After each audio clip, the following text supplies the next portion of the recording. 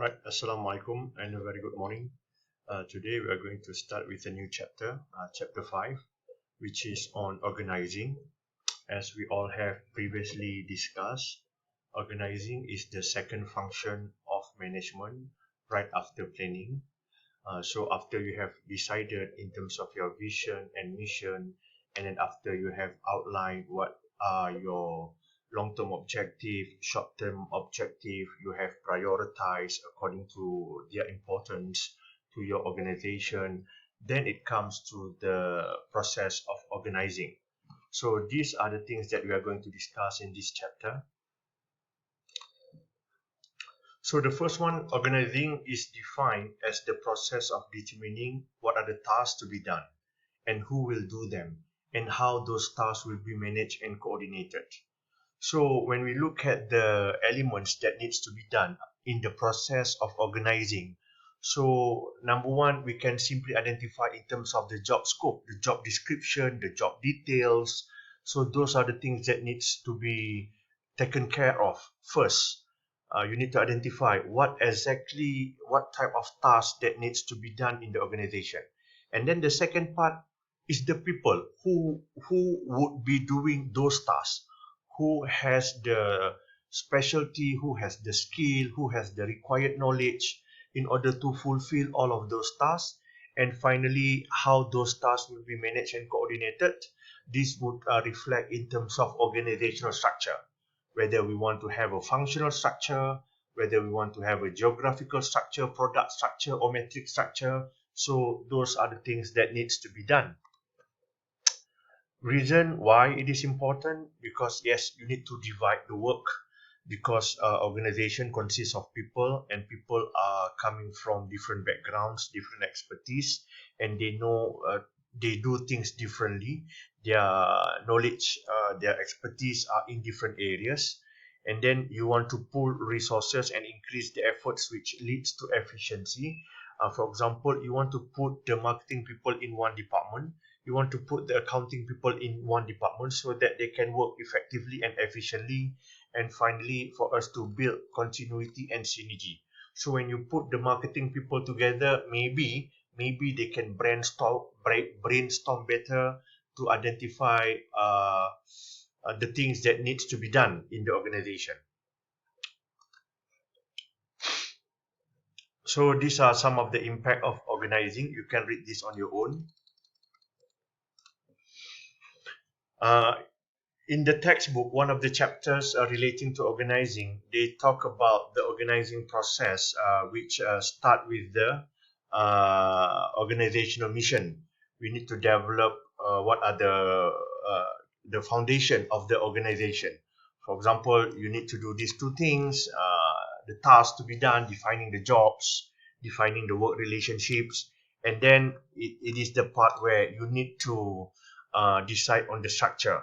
How are you going to group the organizational members, and how what is the integrating mechanism that would be implemented in your organization. So the next part in this chapter, we talk about organizational structure. I believe that we are quite familiar. We should be familiar, because in any organization, we as an employee individually, we are being placed in a certain department, in a certain functions, in a certain job areas. For example, maybe some of you in the HR department, maybe some of you in the marketing department, maybe some of you in the production department, maybe some of you in the editing department, for example, depending on your type of organization. So those are the organizational structure. And why this thing is important? Because when people look into your organizational structure, they can simply identify who is doing what and what is your job scope and who is the boss in your organization. So you can simply read through or visualize the structure of the organization by looking into the organizational structure. Organizational structures, yes, it defines the primary reporting relationships that exist within the organization. It reflects the chain of command, who is the boss of who is our superior, and we are reporting to whom. And then the hierarchy of responsibility, we know that the higher the position in the structure, meaning that the higher responsibility and authority as well as accountability that that person has over the persons under his or her position. Division of work is just assignment. Yes, we task the assignment based on the particular task of based on the components in the organization. So we look at the functional structure first. This one you can read this on your own. I just want to go into the example.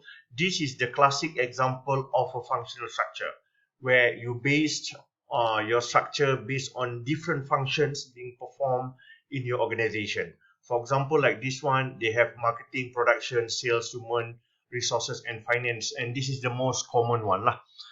Majority of the SMEs, majority of small businesses, or even some large one, they are still using this functional structure because it is easier to manage. And these are some of the advantages and disadvantages that you can read on your own.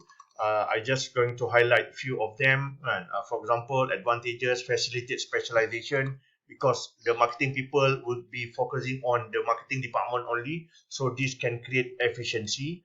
However, it focuses on departmental versus organizational issues, meaning that some of these departments, they are competing with each other.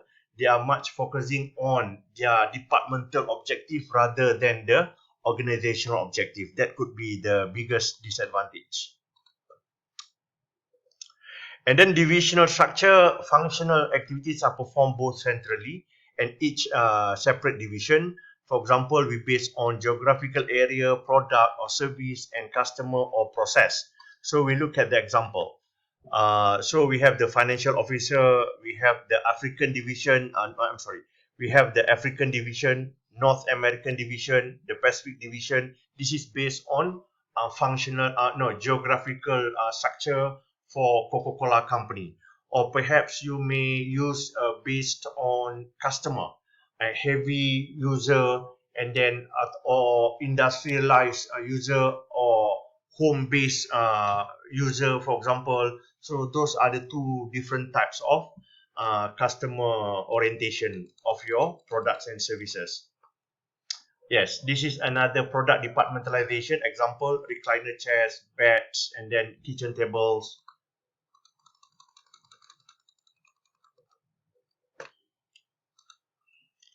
So these are some of the advantages. It would enhance coordination because the recliner chairs, people would design, market, and produce only recliner chairs. So they enhance coordination. For geographical structure, like Coca-Cola just now that we have looked into, it is based on different regions. So what are the advantages? Allow to focus on specific new markets. That's why in Malaysia we have nasi lemak McD, we have ayam rendang ayam McD, something like that, and prosperity burger, because we tend to focus adaptable to local needs. And finally, we have the metric structure. This is the most complex one. Why some organizations use metric structure? Because they have to.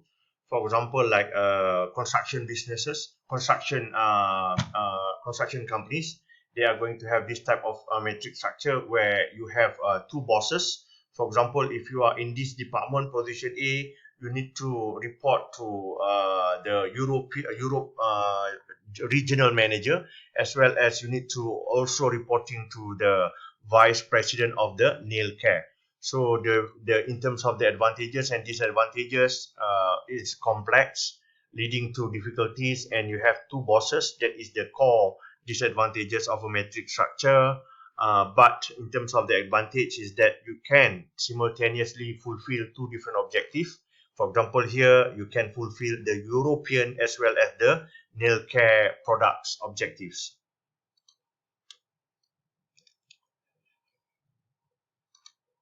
And we also have the network structure. Network structure is a contemporary organizational structure that is founded on a set of alliances. This is the example of a network structure.